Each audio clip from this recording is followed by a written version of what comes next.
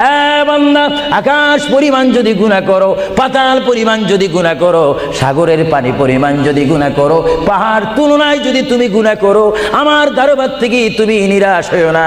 বান্দা, আমি তোমাকে একটি রাস্তা বাতাই দিচ্ছি, একটি পথ তোমাকে আমি দেখাই দিচ্ছি। সেই পথটি কোন পথ তোমরা জানো?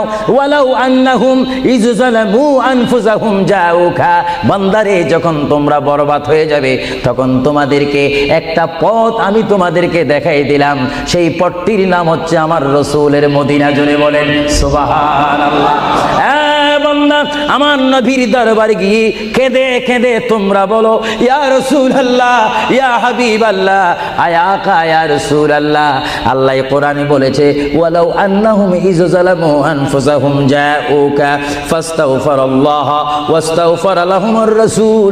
আল্লাহ বলেছে, হে বান্দা, তোমরা ডানে না গিয়ে, বামে না গিয়ে, পিছে না গিয়ে তোমরা সরাসরি আমার নবীর কদমে চলে যাও।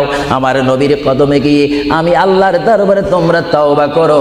তওবা করতে করতে তোমাদের চোখের পানি যখন বাইর হয়ে যাবে, আর ওই মুহূর্তে যদি আমার বন্ধু যদি তোমাদের জন্য আমার দরবারে সুপারিশ করে, আমি আল্লাহ তোমাদেরকে ওয়াদা দিয়ে দিলাম, গ্যারান্টি দিয়ে দিলাম, আমার রাসূল যদি তোমাদের জন্য আমার দরবারে সুপারিশ করে, সঙ্গে সঙ্গে বান্দা তোমার অতীতের জীবনের কবিরা সগীরা গুনাহ মাফ করে দিব। জোরে বলেন সুবহানাল্লাহ।